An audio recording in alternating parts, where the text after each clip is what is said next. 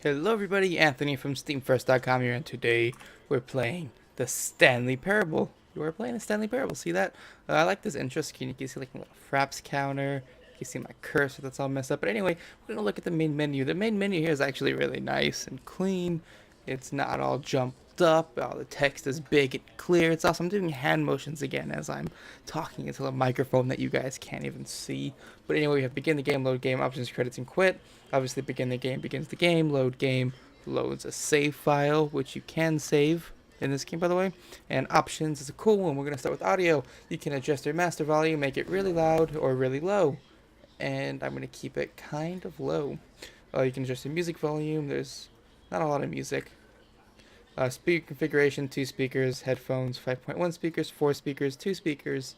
And your sound quality, high, I'd imagine, medium, and low. And captions, full captions, subtitles only, none. I like full captions. Okay, now we can go to video. This is also cool. You can adjust your aspect ratio, so widescreen 16:9, 16 by 9, whatever it is, or 16:10, 4:3, all that kind of stuff. And your resolution, display mode, laptop power savings. You can enable or disable that. Overlay position. I'm not actually sure what that means, but okay. And field of vision, you can have it, of course, really high or really low. Again, I'll keep mine kind of there. And actually, I think I had it all the way up, so I'll leave it all the way up. And advanced, you can have your anti-aliasing. Again, I like it on none. I don't know why I like it on none, I just do. Your filtering mode, and you can have trilinear, anisotropic 2 times, 4 times, 8 times, 16, and bilinear.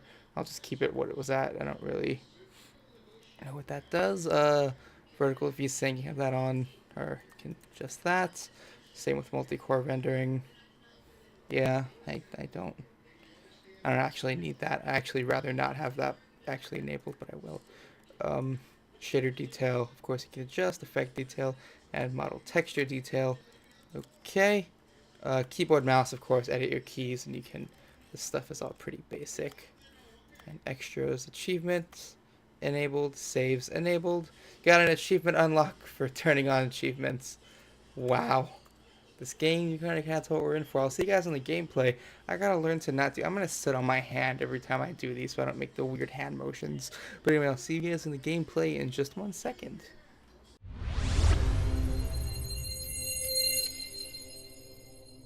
The Stanley Parable is a pretty unique game. It's an experiment with interactive narrative, a unique approach to storytelling quite foreign to video games.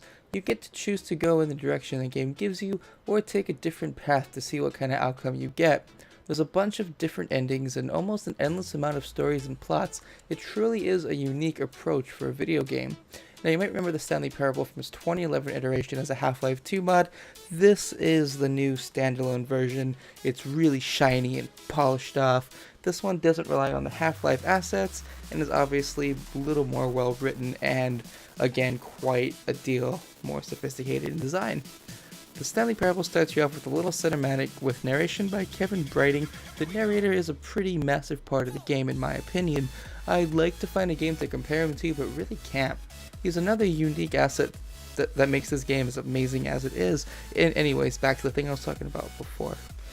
In the opening cinematic, you get a bit of background on what's happening. You play as Stanley, an average Joe working his 9 to 5, who spends his days typing commands in his door cubicle when one day his prompt stops showing up on the screen and all his co-workers are gone, leaving him to explore the empty office building in search of answers. As you explore the empty halls and rooms, the narrator will direct you towards a certain action, whether it be going in a certain direction or going through a door to further progress the story. Now, I'm quite sure everyone's first instinct is to disobey and do pretty much the exact opposite of what he says, like I did, or like probably everybody else does, but whatever. By doing this or whatever, you can reach a number of different endings and plots. It's really neat, actually. It's a really fun game, just kind of sit back and chill with for like long increments, like I tend to do. What makes it even cooler, as I mentioned before, is the narrator. His personality changes throughout the whole thing, usually depending on what you decide to do. He'll mock you, he teases, gets angry and bored with you, and all that kind of stuff. Now, with all this said, choices are limited, but not so limited you feel like you're playing dinner date. There's a pretty big shortage of environments, which is to be expected from a game set in an office building, though it does feel sort of restricting and repetitive at times when you play it for like 6 hours straight, which, again, big mistake. Don't do it. I do love the texturing and quality of the environments though. The graphics are nice and well executed, as is the sound design. The narrator's voice isn't all distorted or messed up, nor is his voice acting bad like in other games I've played here in the past.